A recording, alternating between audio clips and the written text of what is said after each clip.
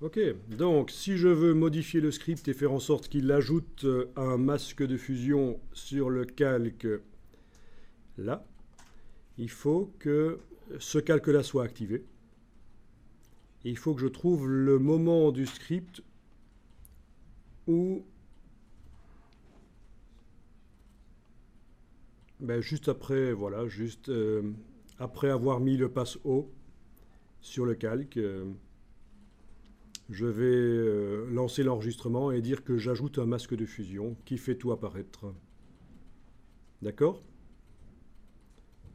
Donc vous avez le calque du, du passe haut, l'accentuation, qui est en surbrillance. Dans le script que vous avez créé, vous êtes au stade où le passe haut vient d'être mis. Vous enclenchez l'enregistrement et vous demandez calque, masque de fusion, tout faire apparaître. Et voilà. Et j'arrête l'enregistrement. Je viens donc d'insérer dans le script une nouvelle fonction, le fait qu'il ajoute un masque de fusion.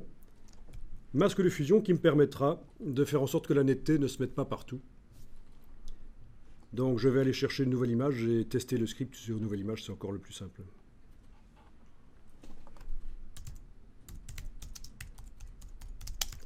Parce que j'ai épuisé mes 3 images.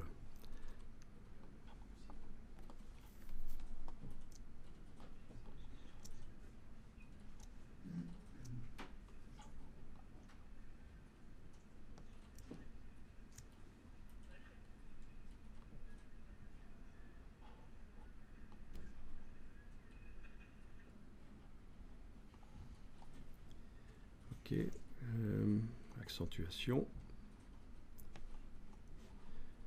Voilà. J'ouvre l'image dans Photoshop.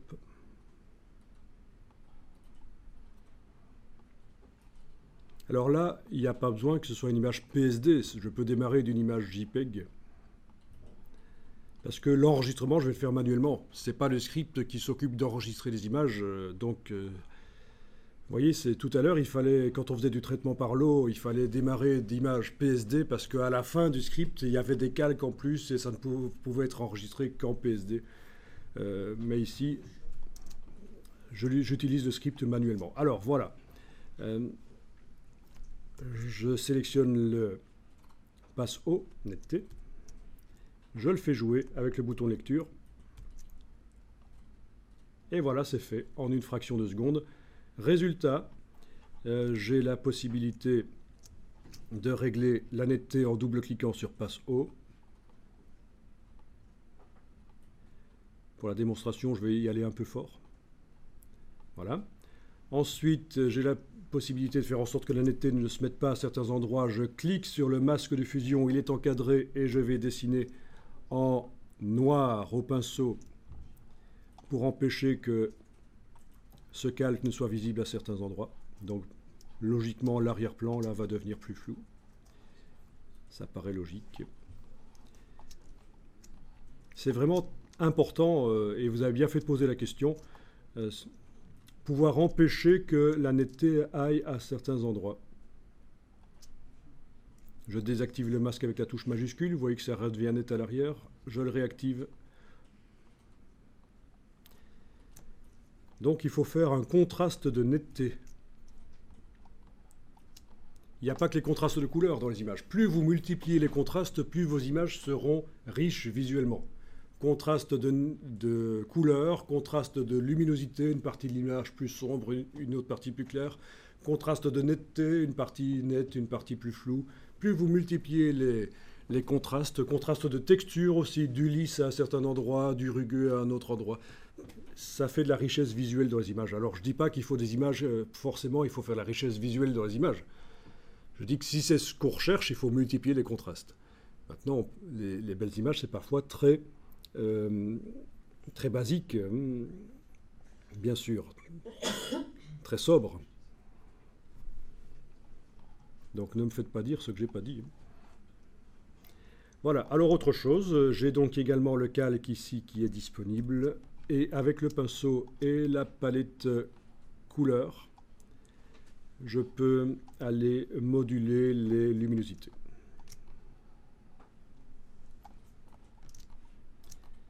Pas hésiter à zoomer en arrière pour prendre du recul quand on fait ça.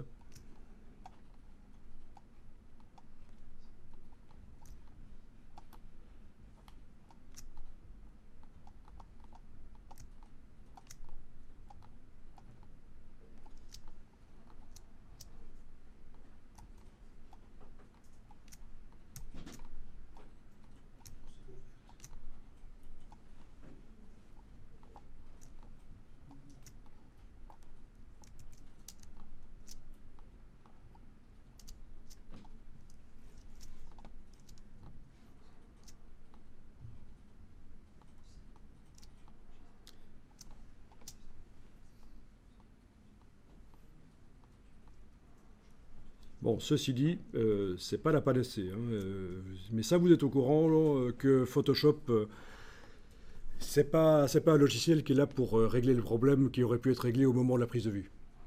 Donc bien sûr, l'idéal, c'est des photos qui ne doivent pas être retouchées. Au moment de la prise de vue, vous avez fait de la photo.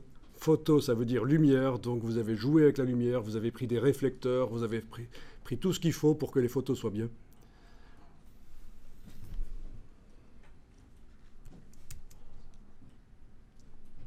Ok, c'est bon?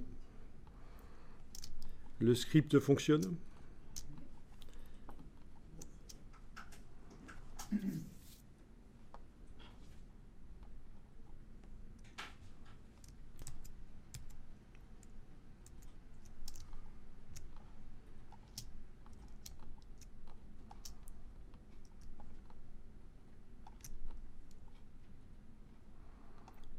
Bon, alors, en plus de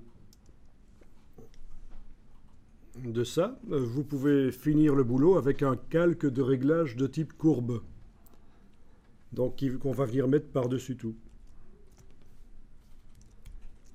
Bon, vous prenez une de vos photos sur lesquelles vous avez mis des calques de netteté et de densité plus, densité moins.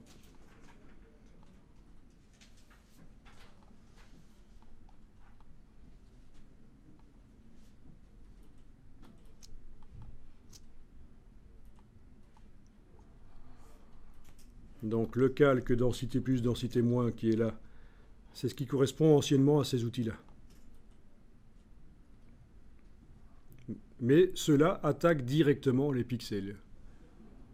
Donc on utilise à notre époque plutôt cette méthode-ci. Calque en mode incrustation avec des grilles dedans.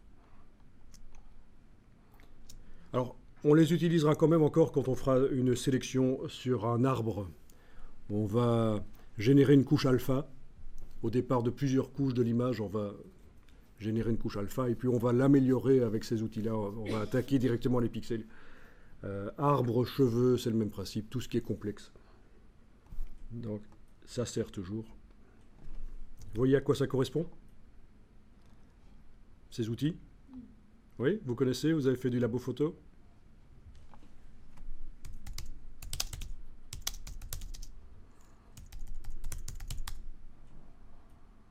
Je veux dire à quoi ça correspond dans la réalité. Pourquoi est-ce qu'on a une forme de sucette? Et pourquoi on a une forme de main comme ça?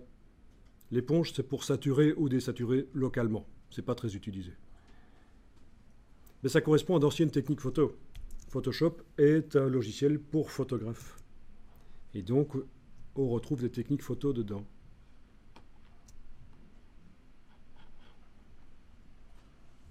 Voilà, on a un bel exemple ici. Cette fameuse sucette, c'est un disque au bout d'une tige et au moment où on projette le négatif sur le papier, on empêche la lumière d'arriver totalement sur le papier. Comme on travaille en négatif, moins de lumière, ça fait plus clair. Ah oui. Donc c'est ça l'explication de cet outil bizarre. Et alors vous avez l'autre outil qui peut être un carton troué comme ceci où on le fait avec la main. Là on concentre la lumière plus que sur les autres endroits du papier, on concentre la lumière Et donc plus de lumière, comme on travaille au négatif, ça fait plus sombre. Ce sont des techniques photo en